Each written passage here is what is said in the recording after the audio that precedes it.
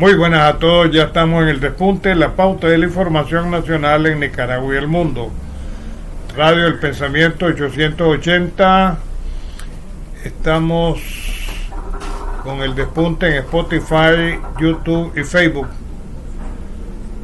La radio está a las 24 horas del día en online. Entra a Google, pone Radio El Pensamiento y ahí estamos.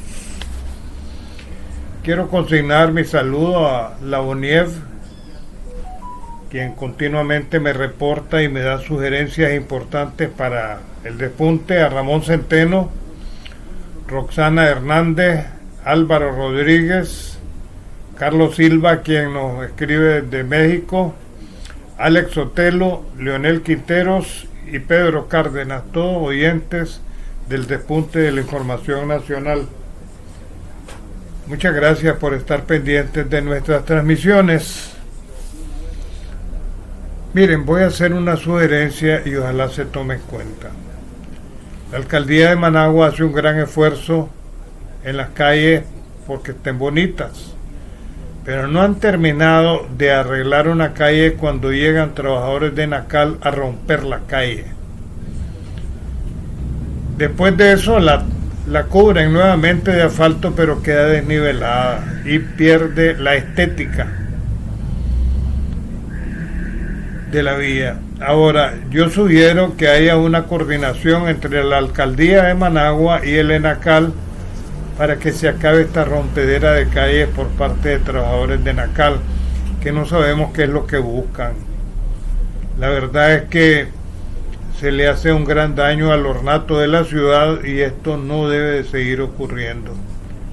Así es que sería bueno una coordinación para que el trabajo de la alcaldía no se eche a perder, ¿verdad? Con estos huecos que vienen haciendo por todos lados, porque esto no solo es en un punto de Managua, por todo Managua lo están haciendo. Ojalá que tomen en cuenta las sugerencias que les estamos haciendo, ¿verdad?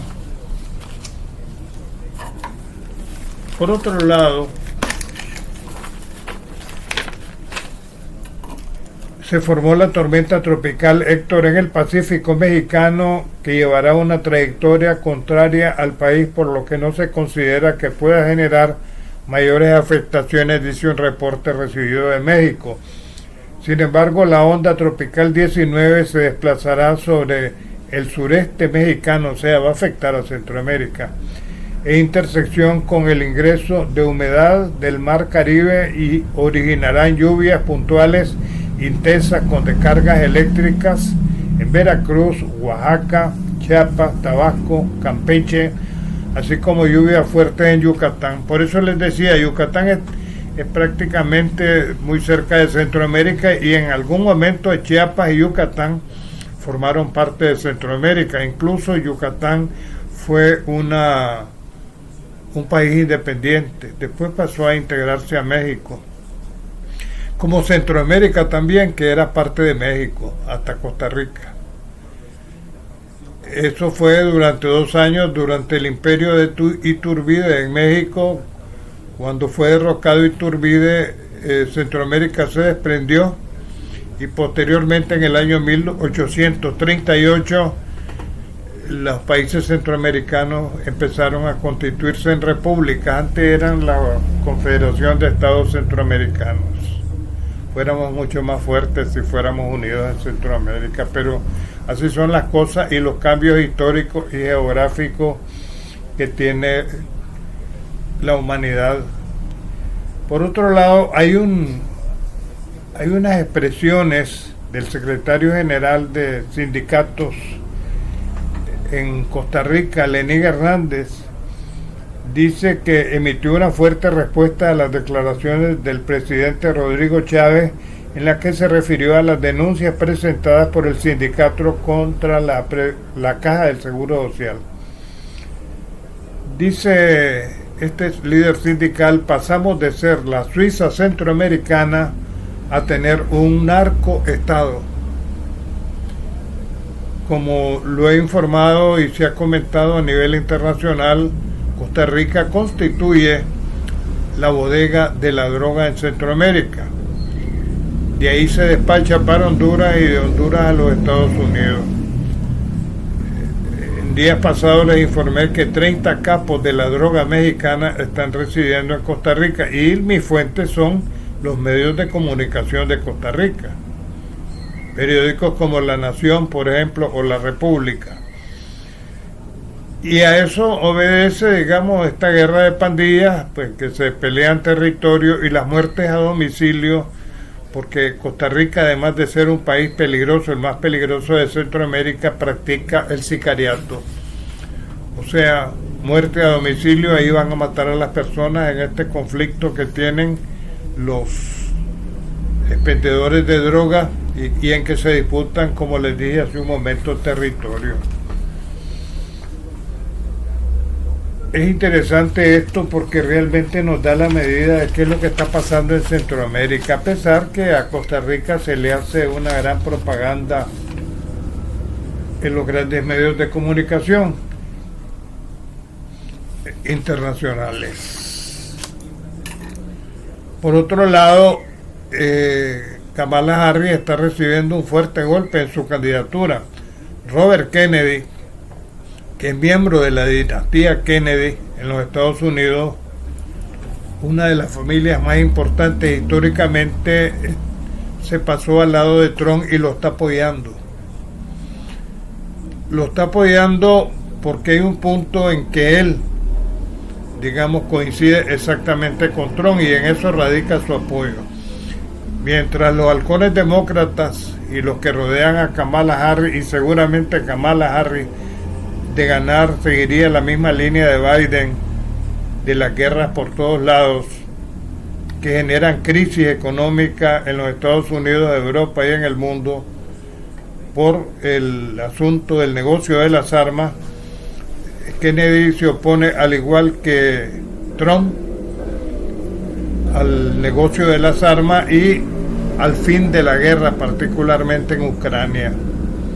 Trump se ha comprometido que si gana las elecciones en los Estados Unidos va a terminar con esa guerra. Son miles de jóvenes los que carga su conciencia en estos momentos. Zelensky, que ha sobrevivido con la guerra y se ha enriquecido con la guerra. Y esto lo destacan los medios norteamericanos como el Time, el New York Times y el Washington Post, así como también otros que han hecho gran negocio también con el negocio de las armas, y ya los he mencionado con anterioridad, como es Ursula von der Leyen, quien es la presidenta de la Comisión Europea, Stoltenberg, que ha sido el de la OTAN, ya no está, ahora hay otro, pero el negocio sigue. Y no importa los que se mueran, lo importante para ellos es hacer dinero, y lo han hecho en grandes cantidades. En esta industria de la guerra, los grandes bombardeos que se producen todos los días en la Faja de Gaza, en donde ya hay más de 41,000 muertos por estos bombardeos. Pero se venden las bombas, y las bombas llegan de Francia, Alemania, Inglaterra y los Estados Unidos. Yo considero pura hipocresía eso de que se quiere la paz en Gaza. No se quiere ninguna paz. Mientras esté el negocio de la guerra, y como dijo Blinken y Austin hablando en el Senado de los Estados Unidos, la mayor parte del dinero que se le da a Ucrania se queda en los Estados Unidos para la industria armamentista. Dice Rusia que no le va a permitir más avance a las tropas de Ucrania y los mercenarios que han atacado territorio ruso. Realmente hay una maniobra envolvente y toda esta gente va a morir. El armamento que ellos han usado para penetrar territorio ruso mayormente es de los Estados Unidos. Dice también la prensa de los Estados Unidos. Por otro lado, hay una importante situación en México y su proceso de democratización iniciado por López Obrador. Los jueces en todo el país van a ser electos por voto popular. Claro que el que se someta a ser juez necesariamente tendrá que tener conocimientos de derecho, pero no van a ser electos por ninguna otra autoridad más que por el voto popular. Y esto es bien importante, porque una de las cosas que se ha señalado en México es la corrupción que hay del sistema judicial. Este Mundo González, que reconocen los Estados Unidos y algunos países satélites de América Latina como ganador de las elecciones, ha sido citado el día de hoy por el fiscal de Venezuela para que responda por cargo. Entre otras cosas, se le responsabiliza, digamos, de las muertes que se han producido en los enfrentamientos, porque lo que ha habido es un levantamiento aupado por María Corina Machado y este señor, así como también por proclamarse presidente. Ahora, él dice que ganó las elecciones, pero no hizo ningún recurso ante la autoridad correspondiente, que es en Venezuela. O sea, los recursos que él ha presentado ha sido ante los Estados Unidos y sus aliados, ¿verdad? Lo cual no tiene sentido.